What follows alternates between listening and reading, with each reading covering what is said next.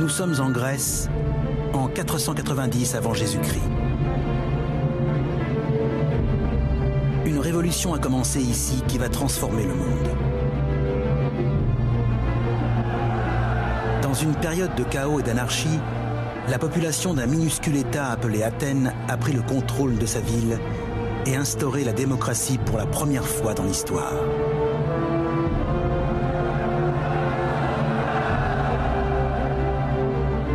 Mais ce petit État va devoir relever un plus grand défi. Athènes va s'opposer à la plus grande puissance de l'époque, l'empire des tyrans de Perse.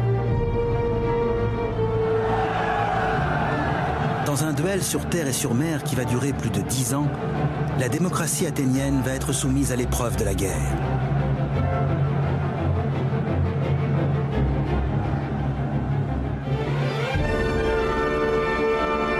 Voici le récit d'une période exceptionnelle de l'histoire et de deux hommes qui vont bouleverser le cours de la civilisation.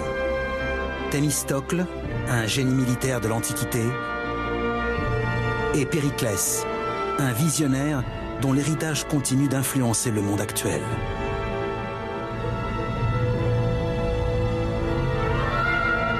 Voici le récit de l'histoire des Grecs.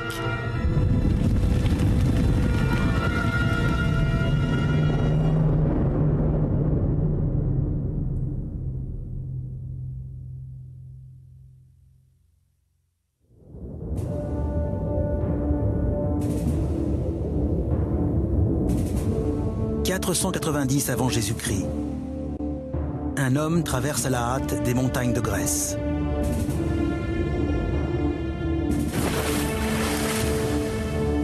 Il s'appelle Philippides. C'est un citoyen d'une minuscule démocratie appelée Athènes. Ce jour-là, Philippides va accomplir l'un des plus grands exploits sportifs de l'histoire, celui qui va inspirer le marathon d'aujourd'hui.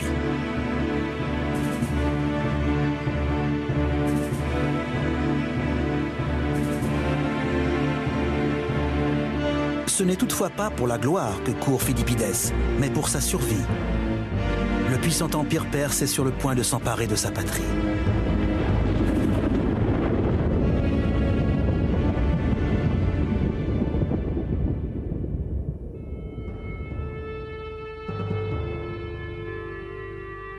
Au début du 5e siècle avant notre ère, la Perse est la plus grande puissance de l'échiquier mondial.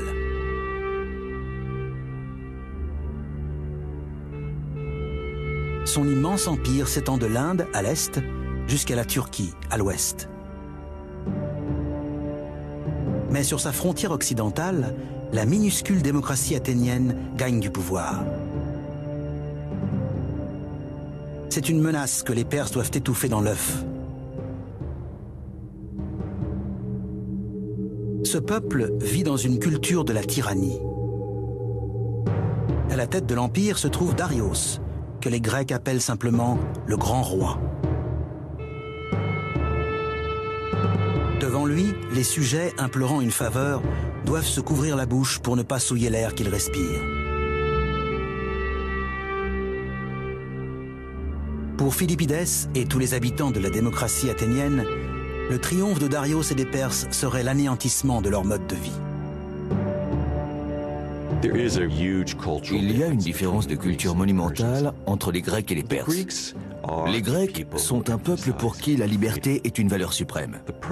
Les Perses, eux, mettent davantage l'accent sur l'obéissance. C'est un combat entre la liberté et l'esclavage.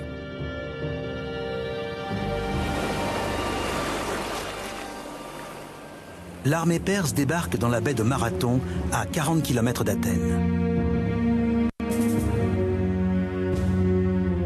La nouvelle de cette invasion se répand dans les rues comme une traînée de poudre. La cité n'a pas d'armée permanente. Tous les citoyens mâles sont chargés de la défense de leur État. Les plus pauvres se battent avec les armes qu'ils peuvent trouver, lance, bâton ou arc. Mais l'élite des forces athéniennes, ce sont les hoplites, des hommes qui ont les moyens de s'armer d'une lourde armure de bronze, d'un bouclier, d'une lance et d'une épée. l'armée que les Athéniens peuvent dresser est peu nombreuse, mais déterminée. C'est probablement la première fois dans l'histoire de l'État athénien que la population tout entière est rassemblée. Former une armée de 10 000 hoplites sur une population de 20 à 30 000 personnes seulement, c'est le signe d'un engagement incroyable. Mais face aux Perses sur le champ de bataille, les Athéniens n'ont qu'un mince espoir de victoire. Ils sont 2 fois moins nombreux qu'eux.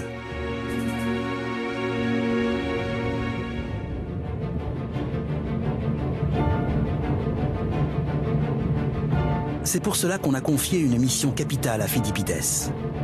Il doit courir demander l'aide d'un rival d'Athènes, l'État grec de Sparte.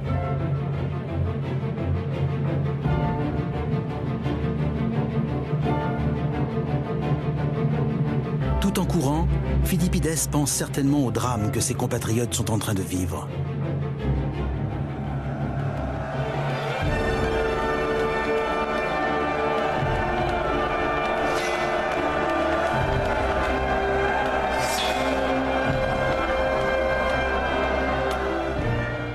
Il fallait éviter les lances des autres guerriers, à la fois devant et derrière soi. Il ne devait rien voir ni rien entendre.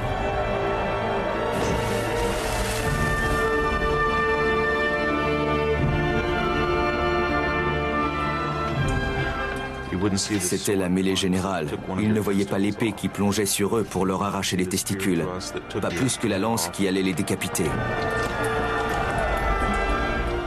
Ils ne savaient pas ce qui se passait. Ils étaient embarqués dans le flot des événements.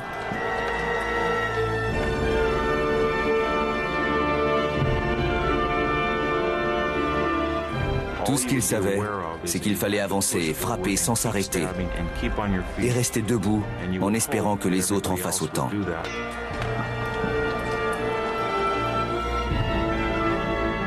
La course de Phidippides va entrer dans la légende. Poussé par la volonté de sauver ses compatriotes du massacre, il court 225 km en seulement 2 jours.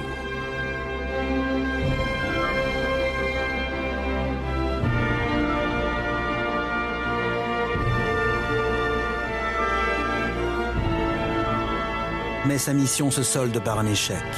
L'aide est refusée.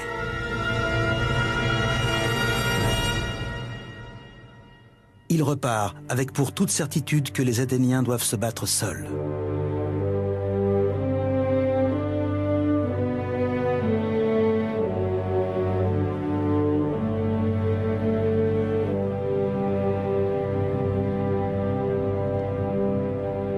Phidippides ne peut imaginer que les Grecs vont en fait remporter une victoire éclatante.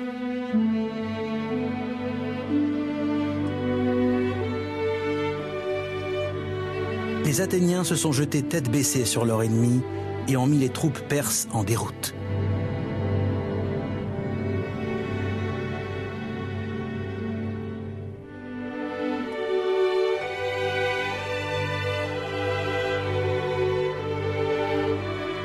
Ils ont massacré plus de 6000 Perses en une seule journée. La première démocratie du monde a remporté sa première grande épreuve. Chaque Athénien savait qu'il avait voté pour accepter de combattre, tout comme la majorité de ses compatriotes, ce qui n'était pas le cas des Perses. La démocratie stimule l'ardeur patriotique et réunit souvent de vastes armées pour la défendre.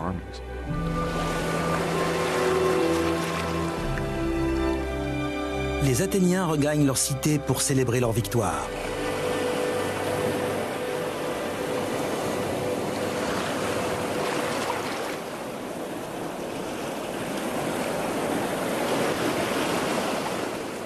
Mais pour l'un d'entre eux, la guerre contre la Perse ne fait que commencer.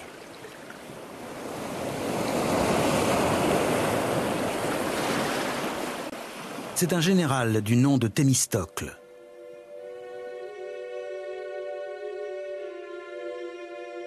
Thémistocle a combattu sur le champ de bataille de Marathon.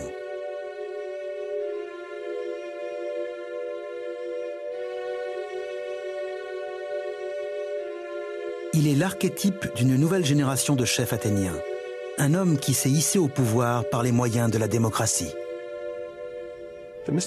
Thémistocle est un personnage fascinant et l'exemple parfait des effets de la démocratie à Athènes.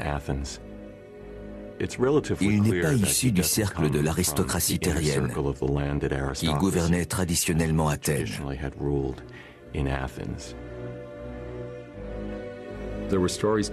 Certains récits disent qu'il gardait un certain complexe de ne pas avoir reçu une éducation aristocratique traditionnelle en matière de musique et de poésie, par exemple. Mais en fait, cela l'a probablement stimulé à prouver qu'il était aussi capable que ceux qui avaient fréquenté les bonnes écoles.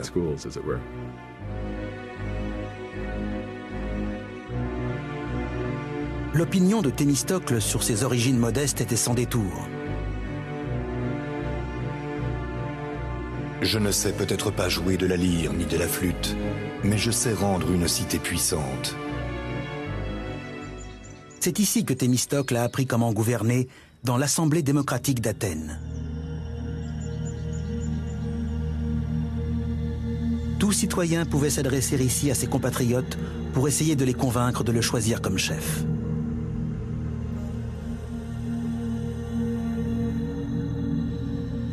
Et c'est sur cette estrade que Thémistocle va prouver qu'il est l'un des plus grands meneurs de l'histoire. Le sauveur de sa cité. Car Thémistocle est le seul à voir que les Perses demeurent un danger en puissance et que la prochaine fois, la victoire ne sera peut-être pas aussi facile.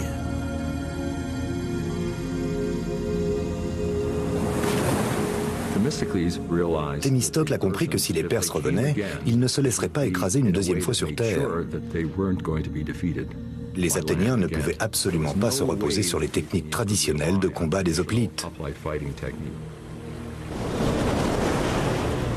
Thémistocle élabore une toute nouvelle stratégie en employant l'arme de pointe de l'époque, la trirème.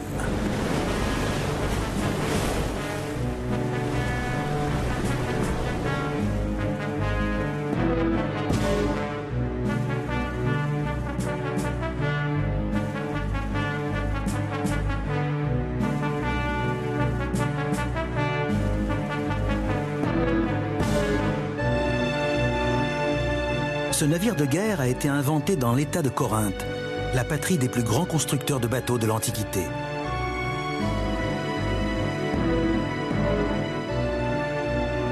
Avec 170 rameurs répartis sur 3 rangées superposées, c'est une embarcation dont la légèreté et la puissance lui donnent une vitesse et une manœuvrabilité stupéfiantes. Rien ne l'égale sur mer. Comparé aux armes modernes, la trirème est un véritable missile. Son objectif est d'éperonner les vaisseaux ennemis. C'est un navire de guerre étroit, très léger, aérodynamique et très rapide. Mais ces trirèmes sont aussi excessivement coûteuses. Et le rêve de Thémistocle de doter Athènes d'une puissante marine ne se serait peut-être pas réalisé sans un coup de chance.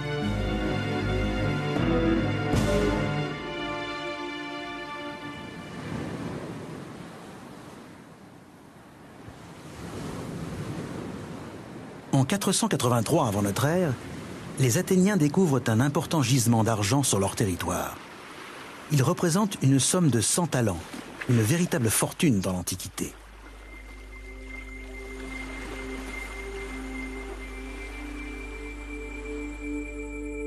Les Athéniens veulent diviser ces nouvelles richesses entre eux.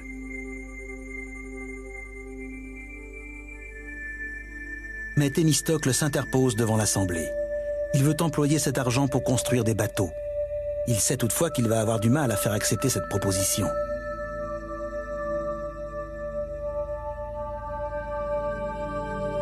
Il choisit donc de bluffer. L'argument qu'il avance n'est pas que l'argent va servir à construire une flotte contre la Perse, mais contre la rivale grecque d'Athènes, l'État-cité d'Égine. Thémistocle emploie cette ruse, car il sait que l'évocation de la menace perse ferait trop forte impression.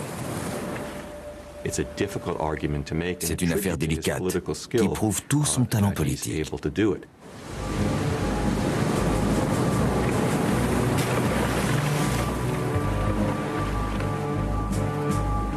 Thémistocle parvient à convaincre les Athéniens de se doter de la plus grande force navale de la Grèce.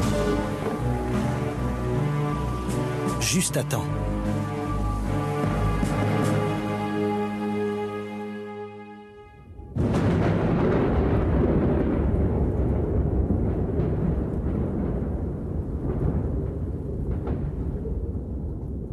Le grand roi perse, Darius Ier, meurt en 486 avant Jésus-Christ. Son fils, Xerxès, prend sa succession sur le trône. Sa première décision est de vouloir venger son père de la défaite contre les Athéniens. Au nom de mon père et de tous mes sujets, je ne saurais trouver le repos avant d'avoir pris Athènes et de l'avoir réduite en cendres. En tant que puissance impériale, la Perse ne peut accepter qu'un petit État comme Athènes l'écrase en toute impunité. Xerxès rassemble ses troupes. Il enrôle des hommes aux quatre coins de l'Empire, arabes, égyptiens, phéniciens et perses. La rumeur atteint Athènes. On dit que l'armée de Xerxès compterait près de 2 millions d'hommes. Ce serait l'armée la plus puissante du monde et elle serait bientôt prête à se mettre en marche.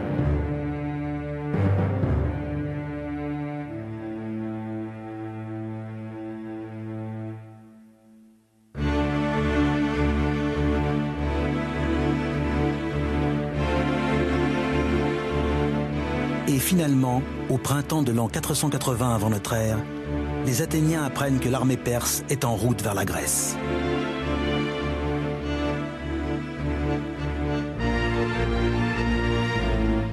Des récits racontent que les troupes de Xerxès assèchent les rivières quand elles se désaltèrent et dévastent les cultures sur leur passage en marchant vers la Grèce.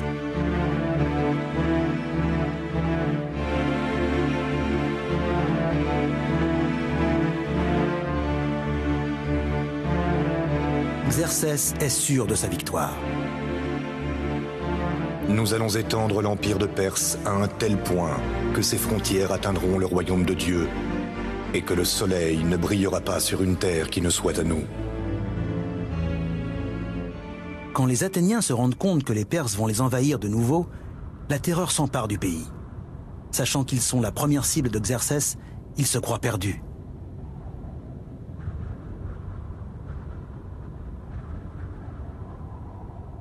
Dans cette atmosphère de panique, ils se tournent désespérément vers leur Dieu. Ils envoient un messager auprès de l'oracle pour connaître leur sort.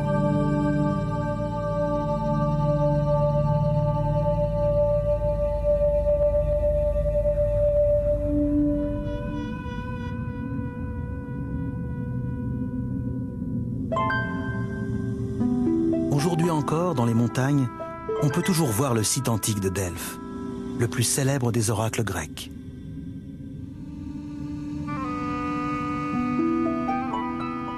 Érigé au-dessus d'un vaste gouffre d'où jaillit une source sacrée, c'est le lieu où les Grecs de l'Antiquité viennent pour connaître leur avenir. Ils interrogent la Pythie, la mystérieuse prêtresse qui parle avec la voix du dieu Apollon.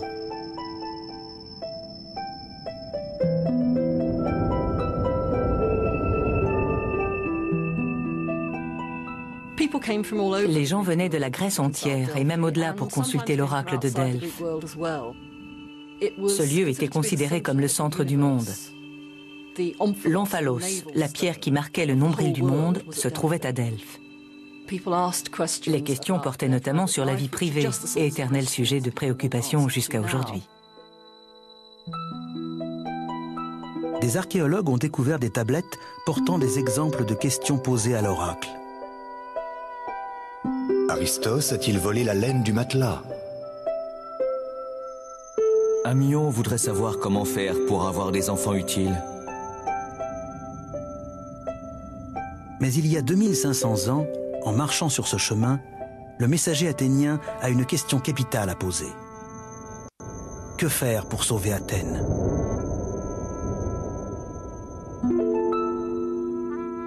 La réponse de l'oracle ne peut pas être plus pessimiste.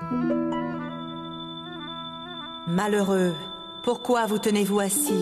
Fuyez jusqu'aux extrémités de la terre. Tout sera renversé, tout sera la proie des flammes et du redoutable dieu de la guerre. Quand le message arrive à Athènes, l'Assemblée démocratique se dissout dans la plus grande agitation. Même les dieux semblent avoir abandonné les Athéniens.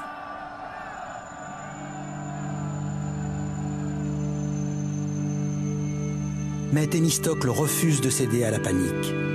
Depuis la bataille de Marathon, il a consacré tout son temps à préparer ce moment. Il renvoie les messagers à Delphes pour une deuxième prophétie.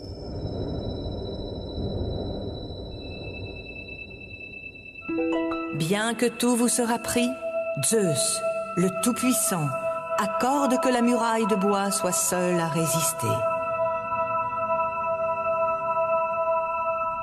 La polémique fait rage sur ce que peut être cette muraille de bois.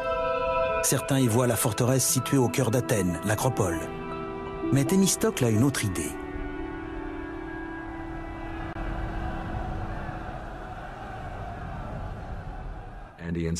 Après avoir lu l'oracle, il en défend une toute autre interprétation. Pour lui, ce rempart de bois désigne les navires qui sont la clé de leur victoire.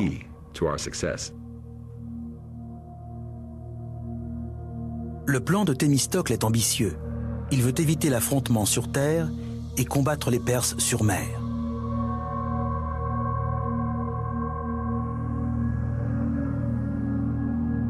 Il ordonne l'évacuation d'Athènes, un événement sans précédent dans l'histoire de la cité. Gravé dans une plaque de pierre, cet ordre d'évacuation, découvert dans les fouilles d'un café, existe toujours aujourd'hui. Les Athéniens doivent envoyer leurs enfants et leurs épouses dans le village de Trézène. Tous les hommes doivent eux embarquer à bord de l'un des 200 navires préparés pour combattre les barbares. Thémistocle donne l'ordre que sa flotte de trirèmes se rassemble à Salamine, une petite île au large des côtes d'Athènes. La stratégie de Thémistocle est remarquable, non seulement parce qu'elle est révolutionnaire et audacieuse, mais aussi parce qu'elle exige un immense sacrifice de la part des Athéniens. Il demande à tous les citoyens d'abandonner leurs maisons et leurs biens pour partir en exil.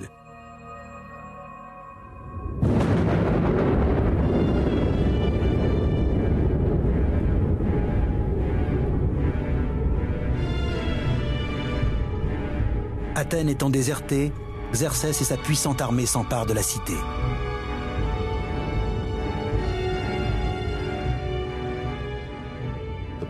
Les Perses entrent dans la ville et montent jusqu'à l'Acropole, le symbole d'Athènes. Ils l'incendient.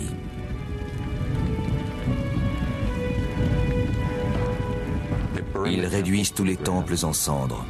La fumée se voit de Salamine.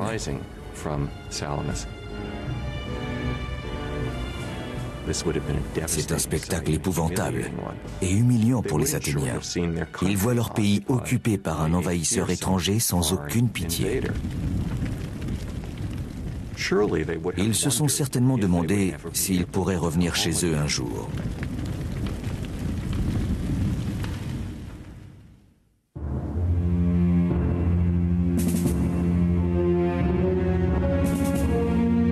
À la tombée de la nuit, Thémistocle rencontre les chefs des autres États-cités grecques sur l'île de Salamine.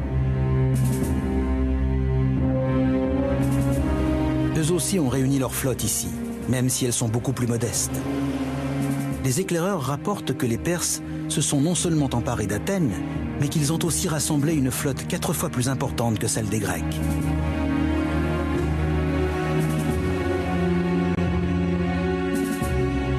Mais Thémistocle a préparé son plan.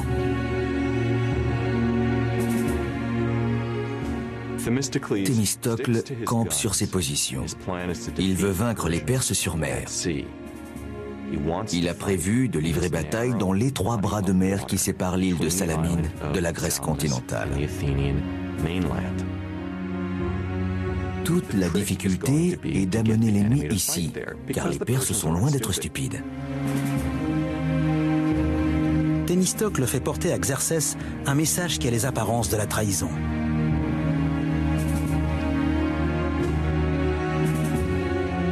Les Grecs ont peur. Ils préparent leur fuite. Ils se disputent les uns les autres et n'offriront aucune résistance. C'est une occasion de succès sans précédent qui s'offre à vous. Xerxès désire tant remporter une victoire écrasante qu'il se laisse berner par le stratagème. Xerxès rassemble ses généraux. Ils embarquent et passent la nuit à ramer. Ils envoient des troupes à l'est, le long du chenal, pour essayer de bloquer le passage.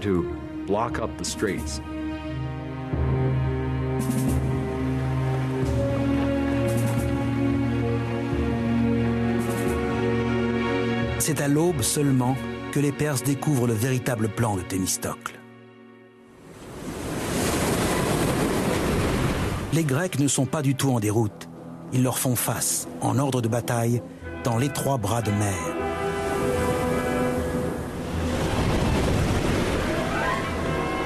La flotte perse a été attirée si loin dans le chenal qu'elle n'a plus assez d'espace pour manœuvrer. Les puissantes trirèmes grecques l'écrasent sans merci.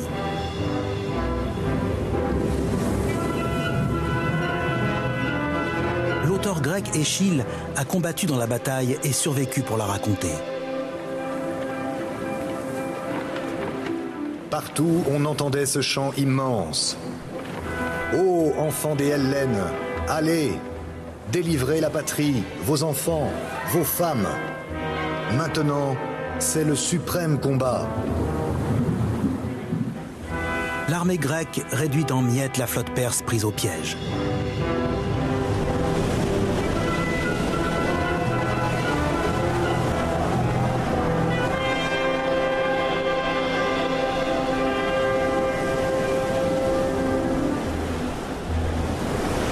Xerxès assiste en personne au massacre de son trône d'or installé sur le rivage.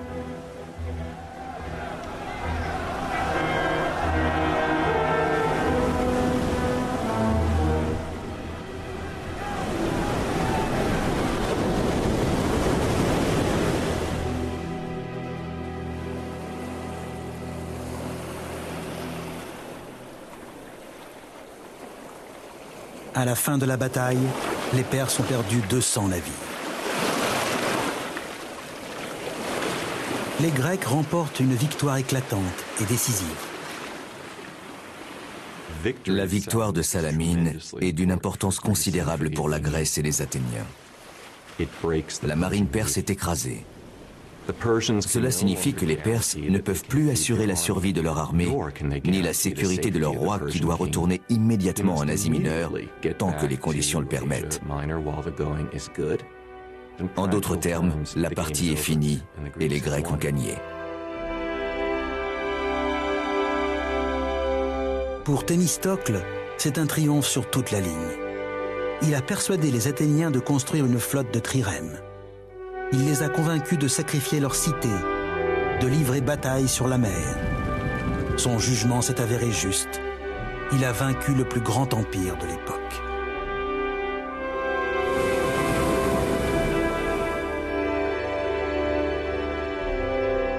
Et grâce à lui, Athènes est désormais en position de se construire un empire à son tour.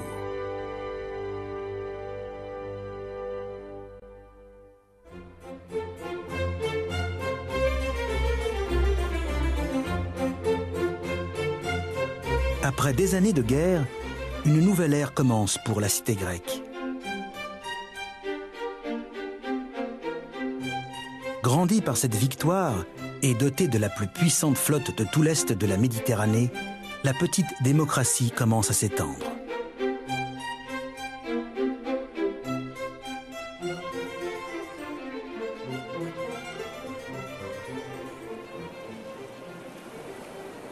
La victoire des Athéniens sur la flotte perse est si déterminante qu'ils détiennent maintenant la supériorité maritime en Méditerranée orientale.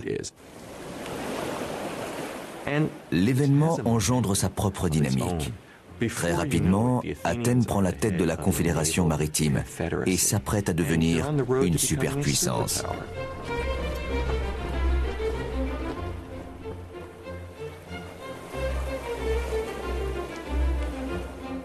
Les Athéniens fondent la Ligue de Délos. Une alliance entre États grecs pour tenir la Perse en échec. C'est ici qu'ils conservent leurs trésors, dans l'île de Délos, dont les ruines subsistent aujourd'hui encore.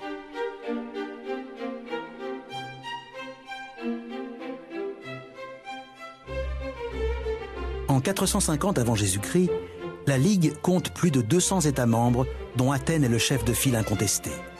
La Confédération de Délos constitue l'Empire d'Athènes sans avoir le nom.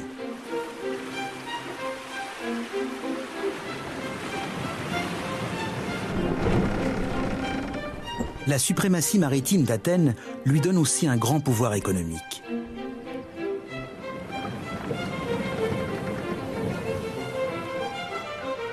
Elle devient le centre d'un vaste réseau d'échanges commerciaux. Des marchandises de tout le bassin méditerranéen débarquent dans ses ports.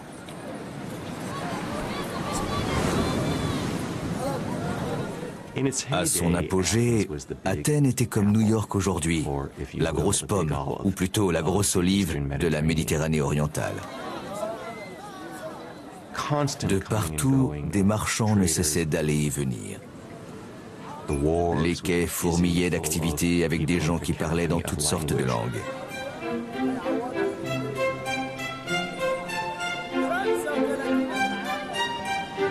Un auteur de l'époque dresse un tableau de la diversité des marchandises que l'on trouve sur le marché athénien. De Cyrène, il arrivait des peaux de bœuf, de l'Hellespont des maquereaux et toutes sortes de poissons salés.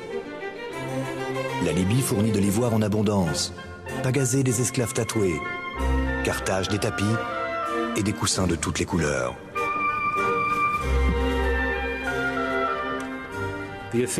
La prospérité de l'Empire athénien est sans précédent en raison de son rôle de carrefour commercial. Les Athéniens bénéficient d'une qualité de vie que les Grecs n'ont certainement jamais connue auparavant.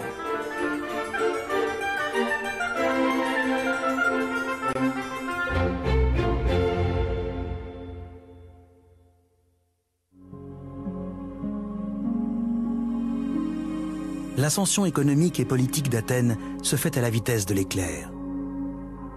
Après la bataille de Salamine, la cité devient la puissance dominante de la Méditerranée orientale en moins d'une génération.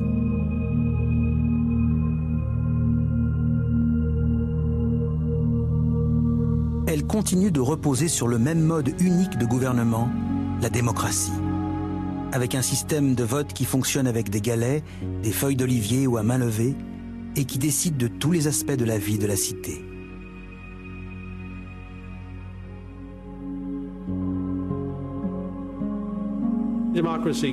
La démocratie donne à Athènes l'avantage considérable de profiter de talents, de pouvoirs et d'occasions que les autres États ne peuvent égaler. Les Athéniens protègent jalousement leur démocratie de toute menace, extérieure ou intérieure. Une fois par an, tous les citoyens sont amenés à inscrire le nom d'une personne sur un tesson de poterie appelé ostracone et à placer ensuite ce bulletin dans une urne à l'Assemblée.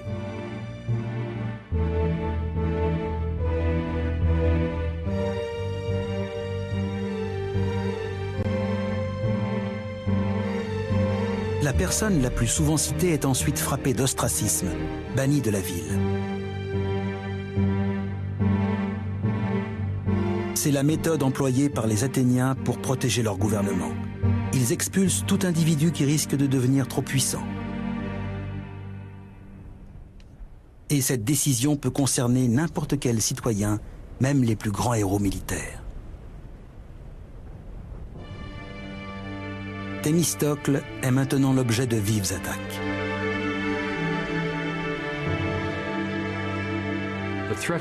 La menace est passée. Plus rien ne justifie la présence au pouvoir de Thémistocle, mais c'est une chose qu'il ne peut admettre. Il réagit avec une brutalité probablement inhabituelle, en rappelant aux électeurs athéniens ce qu'ils lui doivent. Mais les électeurs n'aiment jamais que les hommes politiques leur rappellent ce qu'ils leur doivent. Ils veulent uniquement savoir ce que les politiques peuvent faire pour eux. Les Athéniens attaquent le politicien vieillissant, habile calculateur, sans pitié, mais foncièrement démocrate. Ils frappent d'ostracisme l'homme qui les a conduits à leur plus grande victoire.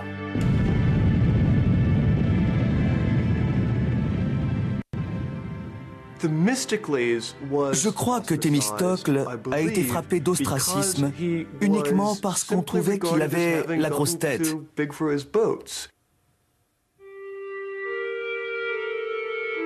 Des ostracas portant encore le nom de Thémistocle ont été retrouvés au fond d'un vieux puits.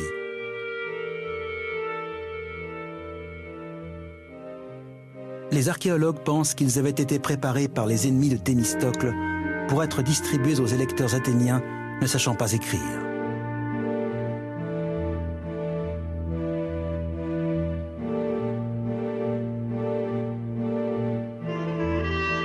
Thémistocle ne se remit jamais de cette humiliation. Il va passer le reste de sa vie à errer d'un état à l'autre pour finir par mourir en exil en Perse, le pays dont la défaite a été son plus grand triomphe.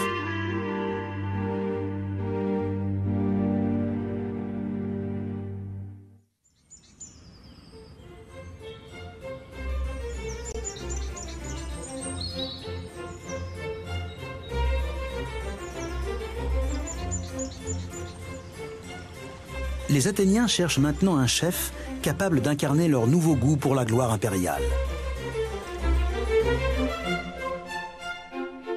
Ils trouvent un homme qui semble le reflet parfait de ce nouvel idéal. Un homme qui va changer à jamais le visage d'Athènes, Périclès.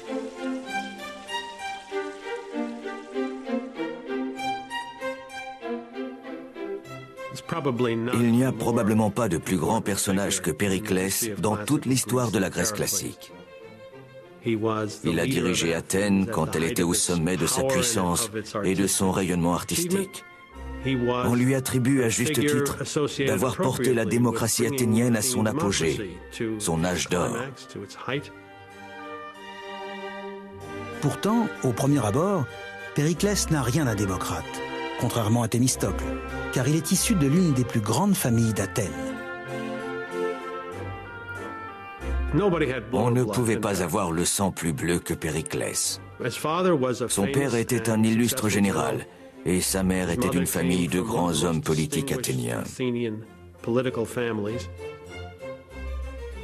Périclès bénéficie par sa naissance d'une grandeur et d'avantages qui manquaient à Thémistocle.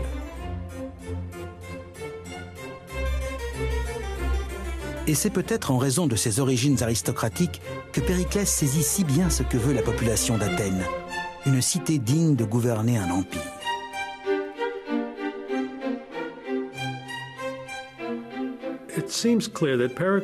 Il semble évident que Périclès avait en tête de créer une ville dont la splendeur ferait l'admiration de ses habitants et de tous les autres peuples du monde grec pour de nombreux siècles.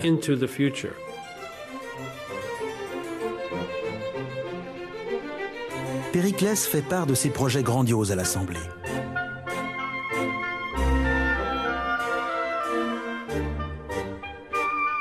Nous mènerons toutes sortes d'entreprises propres à inspirer tous les arts et à employer toutes les mains. Nous devons nous consacrer à acquérir des choses qui seront une source de gloire éternelle. Périclès porte son attention sur l'Acropole, la colline située au cœur d'Athènes, qui abrite la sainte patronne de la cité, Athéna.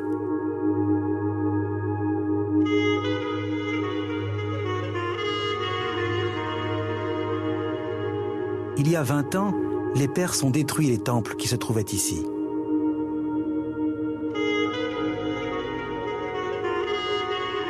Depuis, les Athéniens ont laissé les ruines en l'état pour rappeler la mémoire des victimes de la guerre.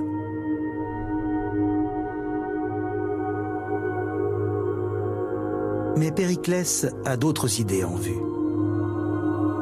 il propose un gigantesque projet de reconstruction. Sa pièce maîtresse, un nouveau Parthénon, un temple en l'honneur d'Athéna, qui sera l'un des plus incroyables édifices de toute l'Antiquité.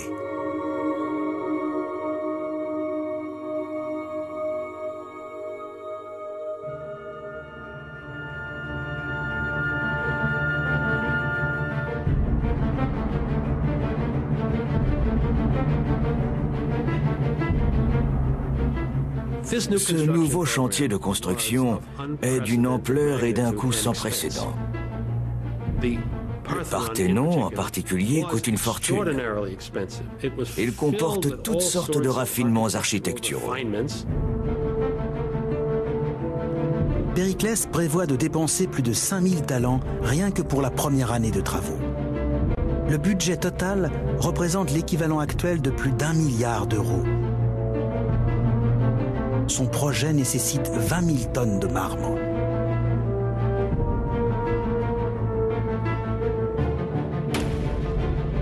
Les carrières athéniennes du mont Pentélique, à proximité de la ville, résonnent du bruit des centaines d'ouvriers qui mesurent et taillent d'énormes blocs de marbre dans la montagne.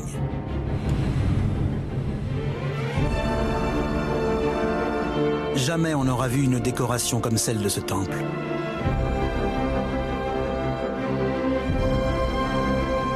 On fait venir des sculpteurs et des artisans des 4 coins du monde grec. Périclès suit leurs travaux de près, car il considère la construction du Parthénon comme son projet personnel. Il a sélectionné lui-même les architectes et tous les hommes qui ont conçu les plans.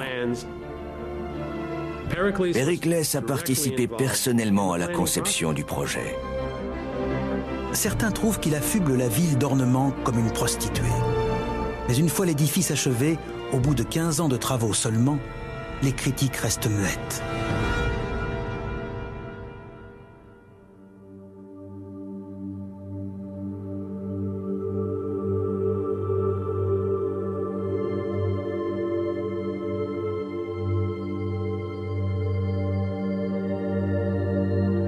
Le Parthénon était et demeure toujours le plus prestigieux symbole de l'Empire d'Athènes.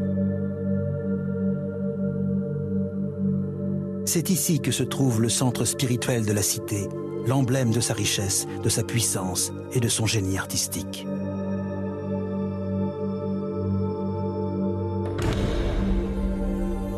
En entrant pour la première fois, on devait être frappé de stupéfaction. On se trouvait face à une immense statue d'Athéna, mesurant 12 mètres de haut et faite d'ivoire et d'or incrusté de pierres précieuses.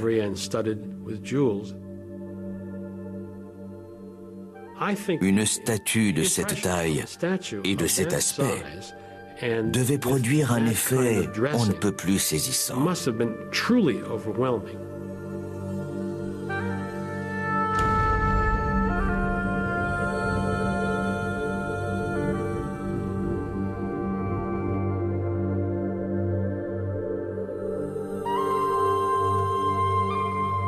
Périclès a fait de ce temple une splendeur sans pareille. Bien que l'immense statue d'Athéna ait été détruite, d'autres trésors du Parthénon nous sont parvenus après avoir traversé plus de 2000 ans.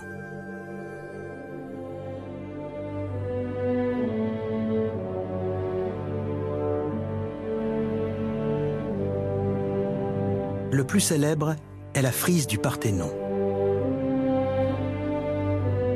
Un bandeau de 150 mètres de long de marbre sculpté qui courait le long des murs intérieurs du temple.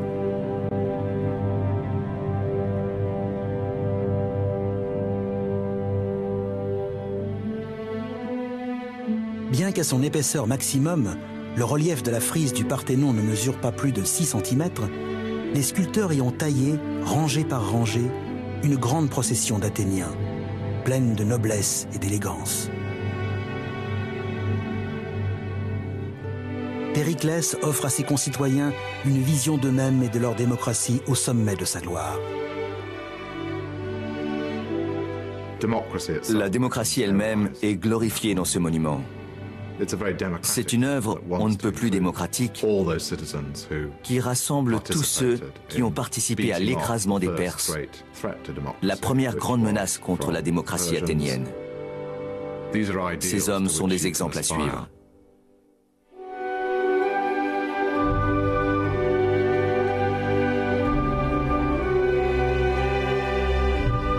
Les monuments que Périclès a fait bâtir pour ses concitoyens se dressent toujours au sommet de l'acropole. Il reste l'héritage le plus saisissant de l'Athènes de la période classique, de l'un des plus grands empires de l'Antiquité. 20 000 tonnes de marbre aux proportions parfaites et taillées au millimètre près.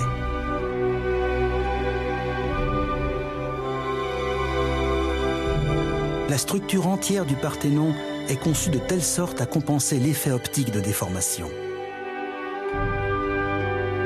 Il n'existe en fait pas un seul angle droit dans tout le temple.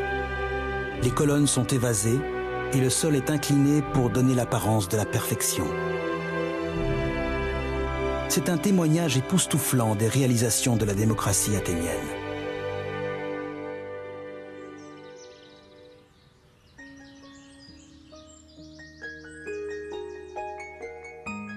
Mais Périclès ne s'intéresse pas uniquement à construire des édifices grandioses.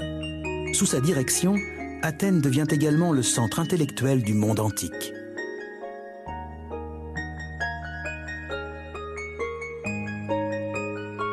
Dans la vie de l'élite athénienne, le symposium est le lieu traditionnel des échanges, le banquet où les invités se retrouvent pour manger, boire et parler.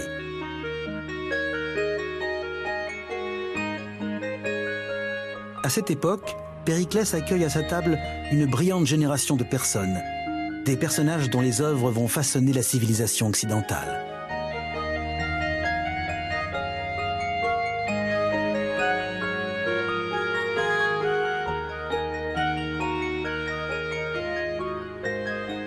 Ce qui est remarquable chez Périclès, c'est qu'il s'entoure des grands noms de son époque dans tous les domaines.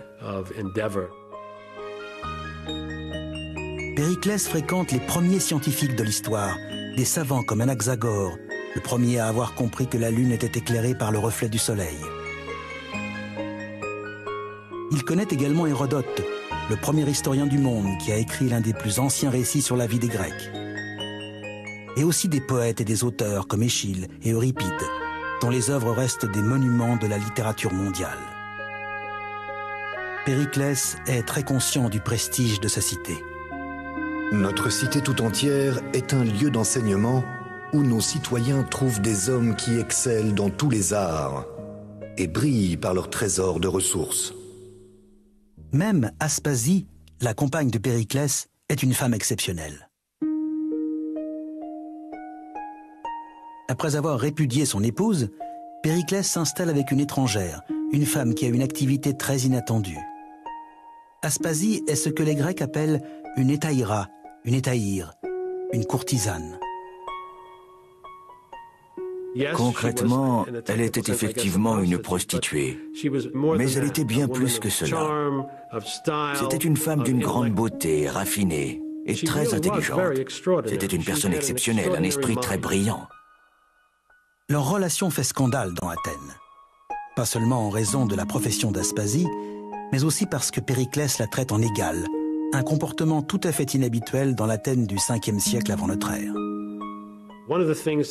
L'une des raisons de la polémique est que Périclès l'associait aux conversations qu'il avait avec les grands personnages avec lesquels il s'entretenait. On raconte qu'en réalité, c'est Aspasie qui écrivait les discours de Périclès. Périclès et son entourage vont devenir l'un des cercles les plus célèbres et les plus influents de l'histoire de l'Occident. Mais dans l'Athènes de cette époque, les sommets de l'art et de la culture ne sont pas l'apanage de l'élite.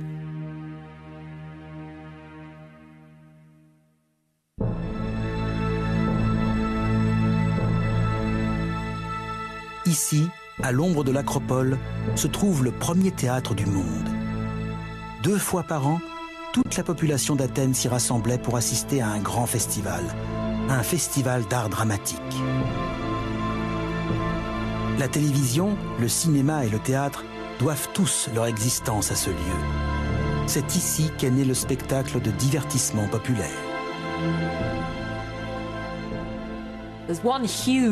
Il y a une énorme différence entre le théâtre antique et le nôtre. Il était extrêmement bruyant. Nous avons des textes qui racontent comment le public, quand il n'aimait pas une pièce, huait et sifflait les comédiens jusqu'à ce qu'ils quittent la scène. Mais d'autres récits montrent aussi que lorsque les spectateurs étaient emportés par l'émotion de l'histoire, ils éclataient tous en sanglots. Les pièces à succès de la scène grecque sont les tragédies, des histoires aussi impressionnantes que les films d'horreur actuels.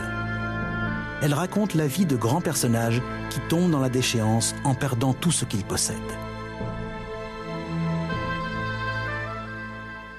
Les tragédies grecques montrent des êtres humains qui, même s'ils sont talentueux, brillants et intelligents, sont incapables de changer le cours du destin qui leur a été attribué. Ces tragédies continuent de fasciner le public, aujourd'hui encore.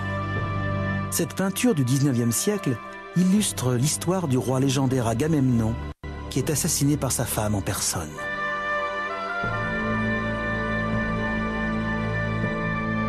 Une autre tragédie raconte le destin du roi Édipe, qui se crève les yeux en découvrant qu'il a épousé sa propre mère. Les Athéniens, originaires de la plus grande cité du monde antique, semblent se délecter à voir combien la grandeur peut en fait être fragile. Je ne crois pas qu'on puisse utiliser les tragédies pour savoir avec exactitude ce qui s'est passé dans la réalité. Ce ne sont pas des documents de la vie sociale athénienne. En revanche, elles nous emmènent droit au cœur de la psychologie des Athéniens de l'époque. Les rêves, les fantasmes, les peurs et les scénarios qu'ils ont mis en scène au théâtre ont autant à nous apprendre sur eux que n'importe quel témoignage de la vie quotidienne.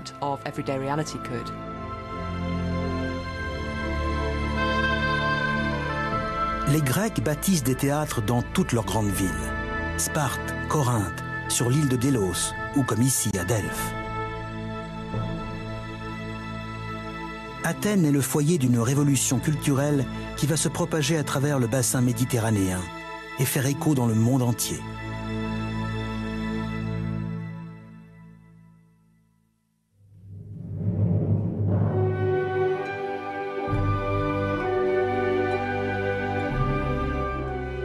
L'Athènes de Périclès fait partie de ce groupe restreint de villes où se sont passées de grandes choses. La culture, au sens large, atteint ici un sommet. Mais après 20 années de construction de la capitale culturelle du monde occidental, le théâtre et les tragédies de Périclès et des Athéniens prennent un tour amer.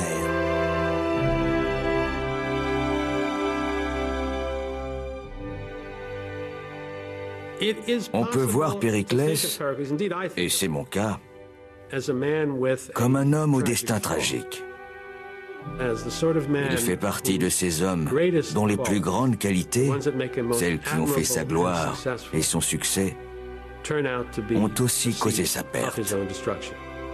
Et en définitive, on peut dire qu'elles ont mené à sa perte l'Athènes qu'il admirait plus que tout.